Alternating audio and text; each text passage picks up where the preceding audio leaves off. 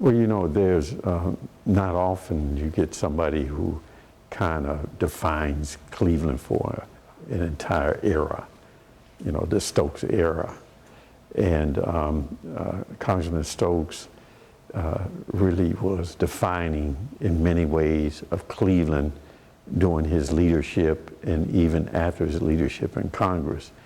And he has done things that for Cleveland and for individuals that really you can't put a price tag on, so to speak. It is invaluable, his contribution to Cleveland during his era. Well, there's nobody who can say that they're in a position in terms of politics, particularly in the city of Cleveland, without going back to say that Congressman Stokes had something to do with it, whether directly or indirectly. I remember when I first ran for city council, I received his endorsement. It was significant in me winning the election for council. I can also remember when, before I became a councilman, and there were some issues we were having in Longwood Estates and in public housing around safety and security and the housing condition of the people who live there. And we talked to Congressman Stokes. And when we showed him the problems and the people spoke to him about it, we never had to deal with that again. At that time, he was chairman of the subcommittee on appropriation for HUD.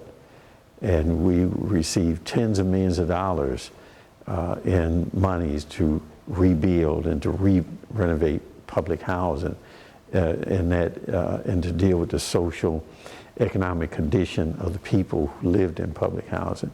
That's just the public housing aspect. There are many professionals, whether they worked at NASA or they worked in the private sector, who would not have had the opportunities they had but for the influence and the advocacy of Congressman Louis Stokes.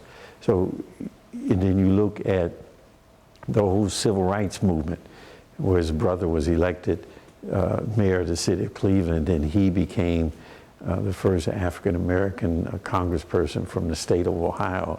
If you look at that and the whole civil rights movement, and whether it's in jobs or in contracting and housing or education, all of these things are you can trace the success and the genesis of these things back to Congressman Louis Stokes and his era.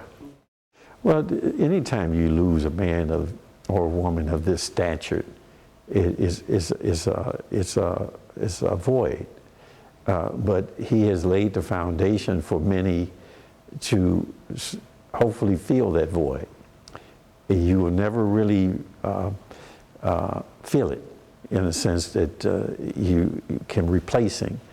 But he's laid the groundwork and mentored many, and many have benefited from what he's done, so that we should be able to move on. That's part of his legacy.